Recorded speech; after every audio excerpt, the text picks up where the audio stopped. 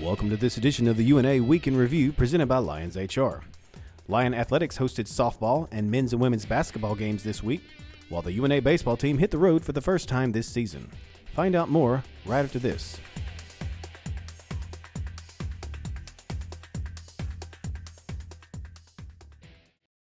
Hi, I'm Bill Lyons with Lions HR.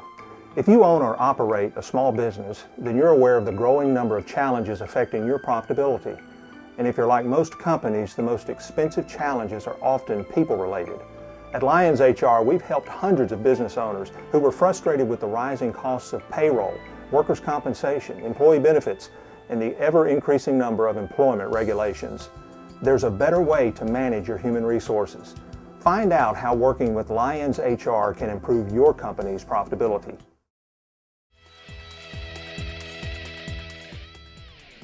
The UNA softball team opened Gulf South Conference play by taking 2 of 3 games from number 6 and preseason favorite Valdosta State. The Lions got a no-hitter from Hillary Carpenter in a 1-0 victory in the opener. Brooklyn Clark drove in the game's lone run with an RBI single in the 6th inning.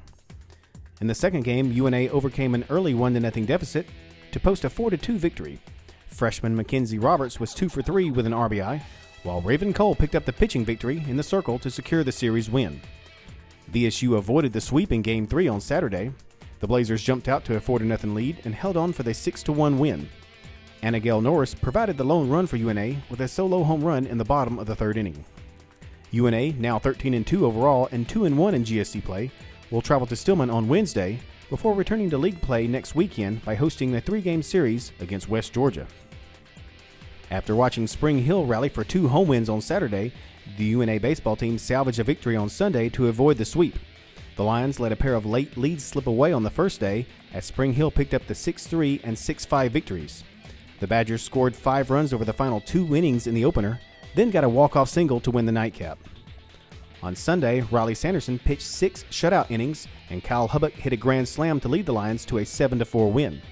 The victory gives UNA a 5-2 record on the season.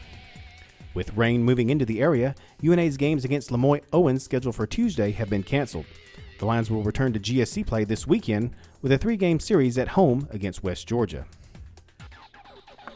The UNA men's and women's tennis teams each came up short against a pair of nationally ranked West Florida squads by identical 8-1 scores on Saturday.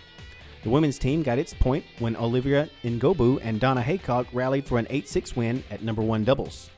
Brandon Millington Herman provided the lone point for the UNA men with a 6-4, 4-6, 10-8 victory at number 2 singles. On the hardwood, the UNA men's and women's basketball teams each split a pair of GSC contests at Flowers Hall. The women defeated Mississippi College 81-65 before falling 62-58 to Delta State. Alexis Patterson averaged 16 points and 9 rebounds to lead the Lions. The UNA men split a pair of 1-point games, falling 77-76 to Mississippi College before topping Delta State 81-80 in overtime. After scoring just 12 points against the Choctaws, John Fletcher scored 19 points against DSU, including 2 free throws with 5.6 seconds left in overtime to give the Lions the lead for good. Both UNA basketball teams will remain at home for 2 more GSC games, beginning Thursday evening when the Union Bulldogs come to town. The women's game is set for 6 p.m. with the men following at 8. The Lions will then host Christian Brothers on Saturday at 1 and 3 p.m. Thank you for joining us on this edition of the UNA Week in Review presented by Lions HR. I'm Shane Herman. Stay up to date with all of UNA athletics by going to the new www.roarlions.com.